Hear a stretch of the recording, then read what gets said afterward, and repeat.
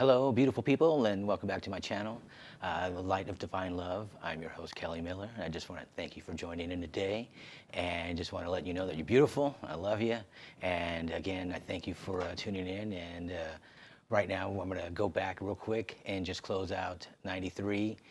You could see the bad choices that I was making in these relationships and how it was affecting me. And so now I'm getting ready to start my new job at TGI Friday.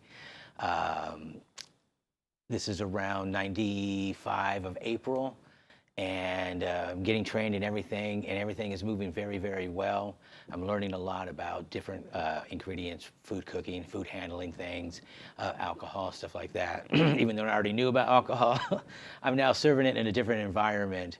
So as we're being trained, we're into our going to start our second week of training, and there is a test that we have to take at the end of this training. And if we don't pass the test, we won't be able to work there. So I'm really nervous about testing. I'm studying as much as I can, and finally the day of the test comes in, and I take the test, and I fail. I have to get a minimum of 85. I got 81. And one of the other young ladies that was working there, we're going to call her Deborah. Deborah also failed. And so the manager says, hey, come back tomorrow and you guys can take the test one more time. But if you guys fail, you won't be on the schedule for next week and we won't be able to use you. So I'm really stressed out. I go home, I study the best that I can. I'm getting prepared for this test because I really want to get off this graveyard job. Again, I've been working the graveyard at the coffee shop for about 2 years, and I really, really need a change, maybe even 3 years. So this restaurant would be a really good change for me. So I go in the next day, and I take the test. I give it all I got, and we're sitting there. Me and Deborah are waiting for the manager to come back with the final results, and Deborah lifts up her skirt, and there's all this writing on her leg. And I'm like, did you cheat? And she's all like, oh, I had to. I didn't really, I can't remember all this stuff. I'm like, okay, that's totally not cool. Because if I would have failed and she passed the test, she passed the test because she cheated. And that totally, just wouldn't have been cool. So the manager lady comes back and she says that we both passed. I got 90%. So I definitely had an improvement from 81. Can't remember what Laura's score was, or Deborah's score was. And so I go to work the next couple of days, and I'm working with Deborah. And Deborah really became extremely standoffish towards me. This restaurant was really big on teamwork. If you see another server that needed help, you help them, you bust the tables, you bring food, you get refills, whatever it might be. And so anytime that I would ask Deborah to do something, it was, oh, I'm busy, or I'll get it, and she never does. But then when she needed something, she always made sure that she did it like in a place where other people were at, so I could never really say no or not do it. And so this continued to happen for quite some time, even though that we didn't always work the same shift together. Even when we were in the same environment, there was no acknowledgement. I was like, hey, Deborah, how you doing? It's like, I didn't even exist. And so this went on for quite some time. We started working around late April. We are now looking at June, July, August, and we're still having the same problem. And I never confronted Deborah about the cheating, nor did I ever say anything to anybody about it. But Deborah continued to do what she did. And it was very, very disappointing because you're trying to work with people and have a really good coworker, relationship. And here I get along with everybody else in the restaurant, but this one person. And so we're looking at now maybe around like late October, early November, and I don't see Deborah. And couple of weeks go by and I still don't see her. Now there's times that we worked at opposite shifts, but it was one of those things where I wasn't in contact with her, so I didn't always know what was going on.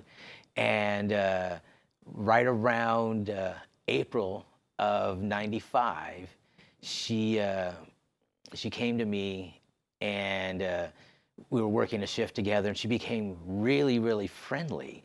Like, hey, can I help you? And you need a refill, or you want me to bust that table for you? And it was just really strange to see a whole new Deborah.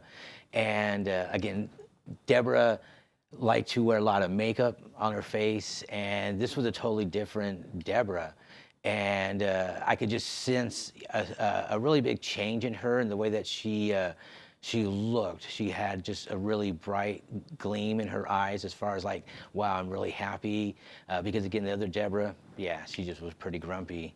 And so we'd been working, and Deborah comes up to me at the end of the shift, and she goes, hey, can I talk to you after work? I'm like, all right, that's cool, whatever. So we go out and we go sit in her car, and she told me, she goes, the first thing I want to say to you is that I love you, and that I'm sorry. And she goes, you had every right to call me out, and what I had done to you and been doing to you was not fair. And no one's ever really apologized to me in my life. A lot of people have always hurt me, but never really truly was truthfully telling me that they were sorry. So she goes, I understand if you don't want to accept my apology. She goes, but I need to tell you that I'm sorry for cheating and for shorting you by cheating. Because again, if she got hired because she cheated and I failed, that would have been unfair. And she looks at me and she goes, what do you want to do in your life? And, I'm roughly now 25, or soon to be 25, and I go, I just want to play concerts. I just want to play music. And she goes, well, what if I tell you that you can have that? You can have everything you want. And I'm like, well, what do you mean? And she goes, well, you're an amazing, beautiful person, and you're so capable of accomplishing anything that you want in your life if you commit to it. And I'm kind of like a little confused at this moment because so many things in my life had just been falling apart. And she goes, I want to invite you to a party. And I'm like, okay, when? She goes, it's next week, Friday. And I'm like, okay. And she goes, can I have your phone number? Just so I can stay in touch with you. And I was like, okay, here's my number. And so she would call me just about every day to this party to tell me, I love you and that you're beautiful and I can't wait to see you at work. And, just a couple of months ago, this was a girl who, wouldn't put water on me if I was on fire. And I'm trying to figure out, well, why do you tell me that you love me? What is it that you want? Because when you look back at my past relationships, they've all basically just fallen apart. And here I have this person telling me that I'm beautiful and that they love me and I'm amazing, where no one's ever told me this before in my life. And so I'm really confused. I'm still drinking a tremendous amount of alcohol. And so we're getting ready. Friday's approaching quickly, and she calls me to make sure I'm going there on Thursday, to make sure I'm going to the party on Friday. And I'm like, yeah, I'm going to meet you there. Do I need to bring anything? Because just bring a change of clothes and a sleeping bag, just in case you don't drive home. So I'm thinking there's going to be this big party. And it's way out in Huntington Beach. So I drive to Huntington Beach, and I get there, and there's Deborah. And Deborah comes out and gives me a really big hug. And she's all, man, I'm so glad you're here. Thank you for coming.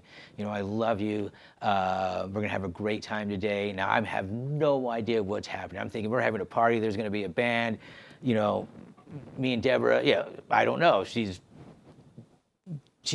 acting in a way that I've never had anybody act in a while that was not totally intoxicated. And so she goes, come on in. I got to use the bathroom, and I'll be right with you. So I go in. And there's all these people, and most of them are 35, 40, 45. There's a couple of teenagers, and I'm thinking what kind of party is this? It looks like some sort of dental office. And so I start walking around, and I see these letters on the wall. And I walk up to it and I read it, and I could feel so much pain in that letter because it reminded me of my own life. And at that moment, I was like, holy shit, what the hell is going on here? All these letters had so much pain, but they also had a lot of growth. And they also had a lot of recovery in their own lives. And Deborah walks up to me, and I'm like, Deborah, what the hell's going on? What kind of party is this? She goes, this is a place called Impact. This is where I had been for the last 3.5 months. And she goes, I want you to go. And I'm like, you tricked me with some party to bring me to some place where you can trap me in an experience that you went through. And she goes, I understand. She goes, I didn't know how to explain it to you. After the experience that I had with me and her working, this is what she was saying. She goes, I just knew how this changed my life. And I wanted to give you this same gift that I've been given. And she goes, if you could please trust me. And here's a person who really doesn't deserve any trust. And I'm standing there, we're outside, we're having a cigarette. I'm standing there just not knowing what to think, reading those letters that were on the wall, looking at my past experience, Juliet, Karen 1, Teresa, Janice, the other 2 girls, all the girls I'm hanging out with, all the bad substances I've been doing, all the alcohol that I've been drinking. I mean, I have 1 foot in the grave and 1 foot outside, and at any moment, my life can change in a heartbeat. And she looks at me in my eyes, and she's crying. I'm crying. And she goes, I know I don't deserve it, but I'm just asking you to please trust me. Please trust me. She goes, those doors are going to close in 15 minutes. Everything is paid for. All you have to do is commit. And I am standing there, chain smoking, like Thomas the Tank Engine. I'm nervous, I am scared. I don't know if I should trust her. I don't know what I'm going to walk into. I am still kind of not sober in my right mind, because again, I'm thinking I'm going to a party. I'm already hitting the drinking way before I get out there. So I am just in tears. And she looks at me again. She goes, I understand if you don't want to do it, and it's okay. She goes, but you're down to 5 minutes before that door closes. And I love you very, very much. And I want to see you have everything in your life that you dream about. And if you could just please, please trust me. So I did. I trusted her. It was the hardest decision I had to make for my life. Wanting love so bad, but never truly loving myself enough to take a look at the abuse that I continue to put myself through all those years. I had to make a decision, and I trusted her. And I walked into the Impact Story, into the room, to the sanctuary, not knowing what I was going to get into. And right now, I'm gonna stop sharing because it's a very emotional thing for me. And I know I want to cry, and I'm trying not to cry on camera. But that was the turning point for me of a new cycle. And when you look at my past life of all the pain, all the suffering, all the drinking, all the narcotics and bad things that I've been doing, it is putting me in a very, very bad situation where I may not make it another day if I don't stop doing what I'm doing. So right now, I'm going to end right there with everything.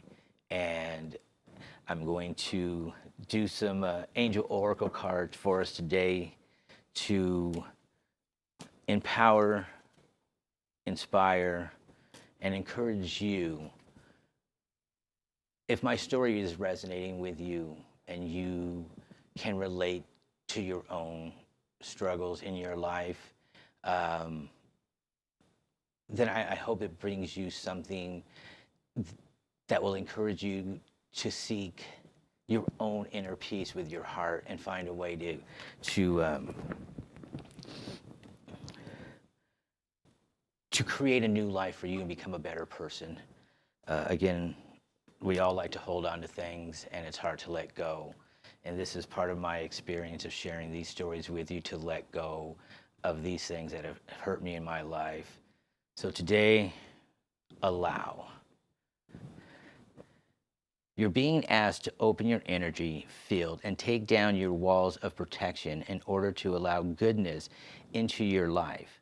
Sometimes, without even realizing it, we block ourselves from the flow of life. It's safe to open yourself back up. It's a very beautiful message.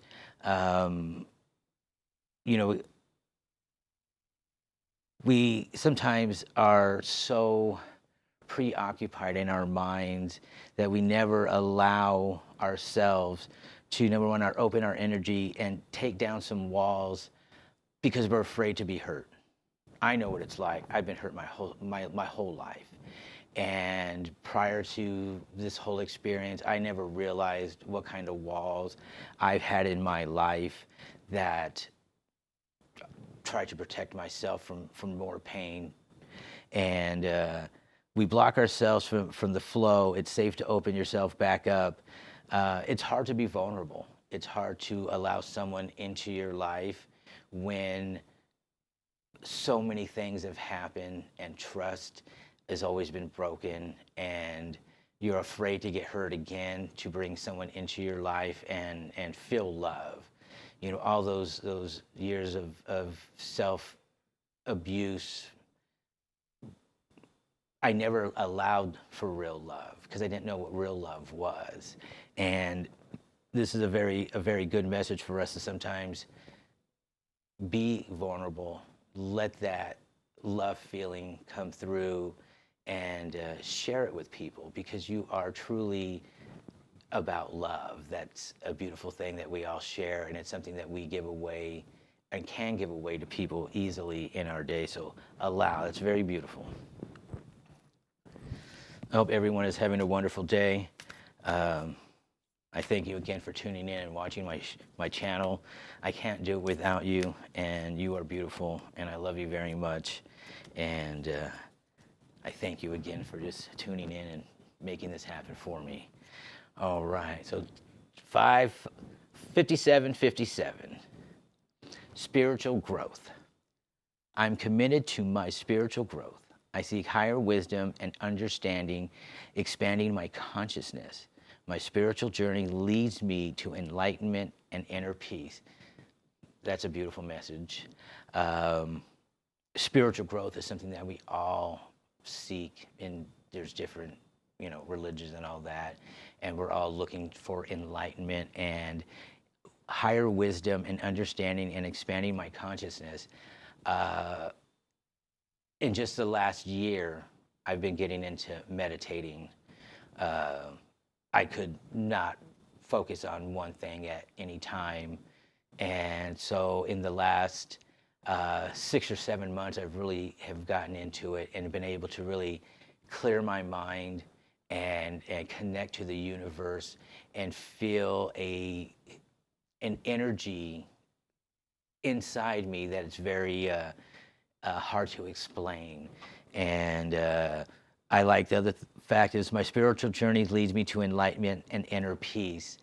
Like I said in one of my previous videos, you can't find peace and you're not going to buy it. It only comes from within, and that is going to be really through your own spiritual growth, because the more that you become more connected to who you are and how you can change your vibration.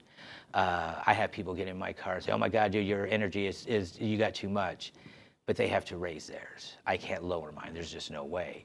But that is a very beautiful, I love that, because I am committed to a spiritual growth. And again, in my earlier videos, I talk about ascending into a new level that my angels and ancestors are asking me to do something in this way, to connect with people and share my story with them, my pain, and how I changed my life to improve it, not just for me, but for people around me. And as we continue more of these stories through Impact, I will share a lot of those stories on how I was able to improve my relationships with my family members and not let people take advantage of me, because me being a Virgo, I'm very generous and very kind. I'm going to use the word gullible and naive sometimes, because I like to give people the benefit of the doubt that when they tell me something, they're telling the truth. And, so those are things that had showed up for me in my life. And now I can have the mental power to articulate what I want to say to somebody to get my point across when someone is wanting or trying to take advantage of me. So here's one of our craziest numbers, 666. Now, this isn't a bad number in the field that we're in right now. So angel whispers, reflections. When you allow time for reflections, you allow yourself to see where inner shifts are needed. It is time for you to look at your beliefs and ask if this serving me or is it not serving me. Release this, reflect, refocus, and readjust. And then there's an affirmation. As I refocus on let me read that right. As I refocus on what serves my highest good, I feel myself shift into my higher self. That's really awesome. I love that. Reflection. When you're alone is the hardest thing to do, because that gives you time to think. And when you have time to think, you start digging up those old little tombstones sitting in the back, just like I have in my own life with these stories that I've been sharing. And it allows me to reflect and see how those things were self-destructive for me. Again, I made a lot of bad choices, and it affected me in my life. And I really, really like this part. It's time for me to release this, reflect, refocus, and readjust. People always say, everything's written in stone and your whole life history is written this way, and that's not true. We as human beings, we are given what they call free will to make different choices, free will to fix things, free will to, number one, acknowledge our mistakes and hold ourselves accountable, and then try to fix them. Again, for myself, this program that I went to called Impact really gave me the tools to take that step back, because it's one of the things that I wasn't doing. When you look at my life going from Juliet to Karen 1, and how that was just self-destructive, and it was just a bad choice that I should have took a step back and said, you know what, I as much as you're a nice person, I don't need that, and walk away from that. But I couldn't, because I'm so intoxicated. I'm so needing love, so wanting someone to be involved in my life, that I just continue to hold on to those things. And that's the key thing for myself, is as I refocus on what serves my highest good, I feel myself shift into my higher self. Today, when I look at those things and I realize I should have done those things, it makes me grateful that I went through that experience, because now I've grown as a person, and now I can take the steps back that I need to really re-examine what I'm about to get involved in. Is it going to serve me? Is it going to be healthy? Is it going to lift me up, encourage me, inspire me in a way that is going to propel me to my next step? Because the more that I hung on to these things, I could never advance in my life spiritually. And the thing that I really like about all three of these cards right here is it is truly about your own spiritual growth, and allowing yourself to really look deep inside, look at that pain, understand how it got there, and realize that you don't want that in your life again. And that will allow you to make better choices. You're going to open up your heart, you're going to open up your chakra, and you're going to connect in a way with your inner self and the universe, and realize that this experience that we all go through, and there are always going to be challenges, are just to help us grow spiritually in that way. So it's a big thing for me to start meditating, and it's really opened up my mind. So when I read these cards, I can really relate to what the message is now saying to me, rather than just some words on a card. So I hope today that this message and this story touched you in a way to take a step back, reflect, rejoice, reorganize yourself, and make better choices. Again, I can't do this without you. I thank you very, very much. And it's been my pleasure to be here with you tonight. I love you. God bless you. And I thank you for watching. Have a good night.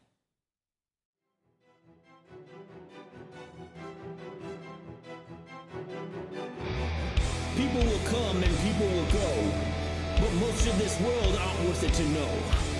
This life might deal you one or two true friends, so fight for what's yours till this life comes to an end. Some will try tempting your heart's desire, lifting you up while they set you afire. So don't ever keep your true feelings in check, 'cause nothing's worth losing your self-respect.